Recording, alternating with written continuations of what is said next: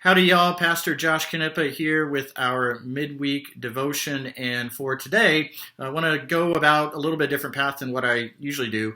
Yesterday morning, we found out that Ravi Zacharias died. And Ravi is a noted and famous author, speaker, preacher, apologist. If Billy Graham is the great evangelist, then Ravi Zacharias is the great apologist of this generation, his generation, whichever way you want to explain it. And let me explain that a little bit. When we say apologist, there's this whole discipline within Christian faith and Christian study called apologetics. And the idea is that every Christian is an apologist. And what I mean by that is not somebody who goes around apologizing all the time, like, I'm sorry, I'm sorry, I'm sorry.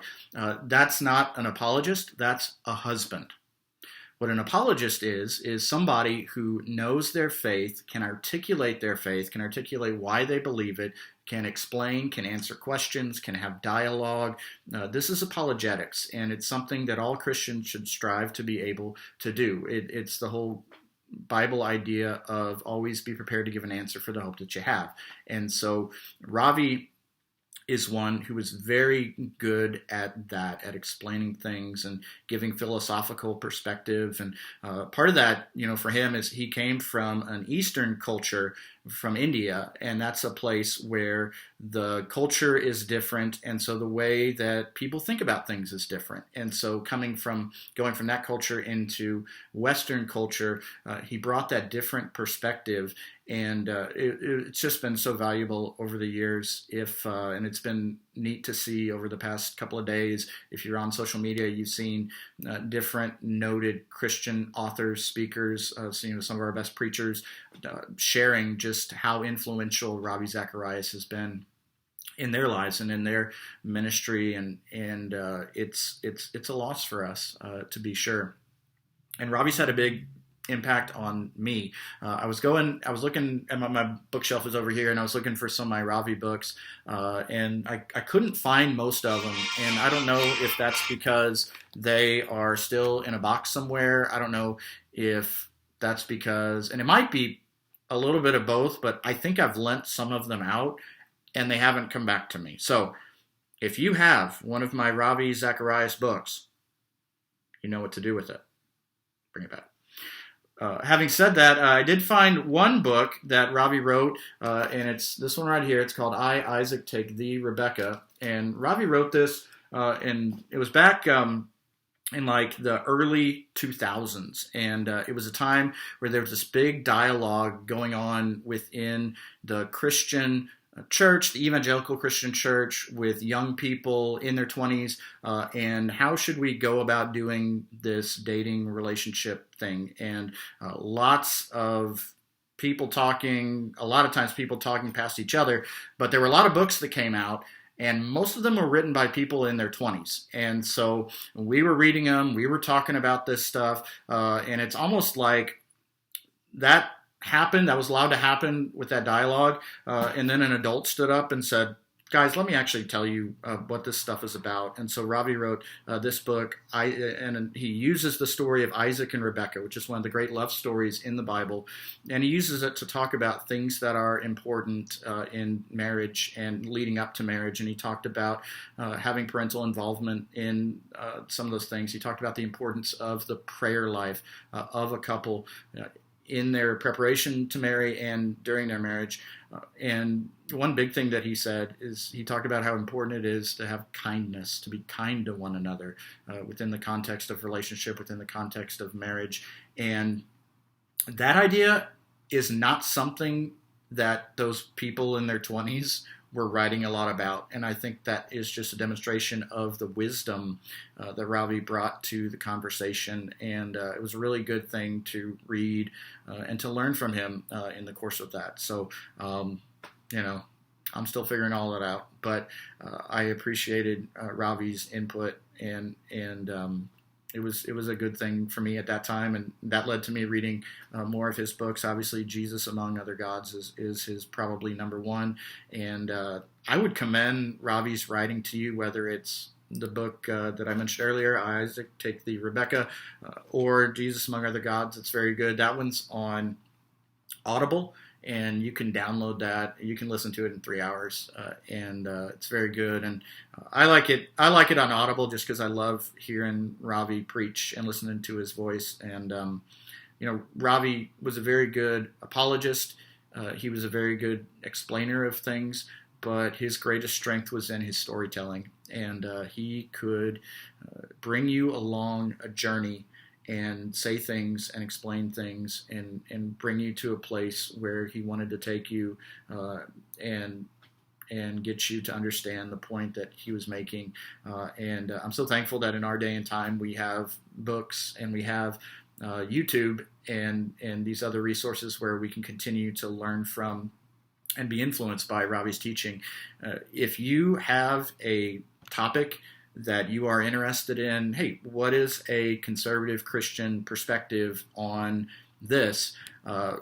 In a lot of cases, you can just go to the YouTube machine and put in Ravi Zacharias X and put the subject you have a question on, and there's a chance that Ravi has done a speech on that, done a talk on that, done a sermon on that, or answered it in a Q&A at his different talks all around the world. And so I would submit his teaching to you, and he is going to be missed. And I'm sad that we've lost him on this earth and in this place, but I'm glad that he's gone on to glory. So for our devotion today, I'm going to read a devotion that Ravi wrote. It's on his website, rzm.org, Ravi Zacharias, internationalministries.org.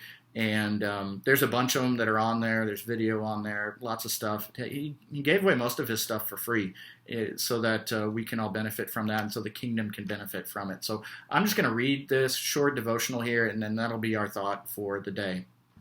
This is where I think that the Christian faith rises to its most authentic. When Lazarus, a friend of Jesus, came down with a serious illness, his sisters, Mary and Martha, sent for Jesus. Before Jesus arrived at their home in Bethany, Lazarus died, and the sisters greeted the Lord with these half-indicting words, "If you had been here, my brother would not have died." And then Martha added, "But I know that even now God will give you whatever you ask." What an odd construction of thought. She is really saying, since you were not here to keep this tragedy from happening, it is now our expectation that you will reverse it. Jesus did assure her that one day Lazarus' death would be reversed. But that was not good enough. Martha wanted it reversed right then. In effect, she was willing to let Lazarus die twice. In a dramatic move, Jesus went to the tomb. When he saw where his friend lay, Jesus wept, John 11:35.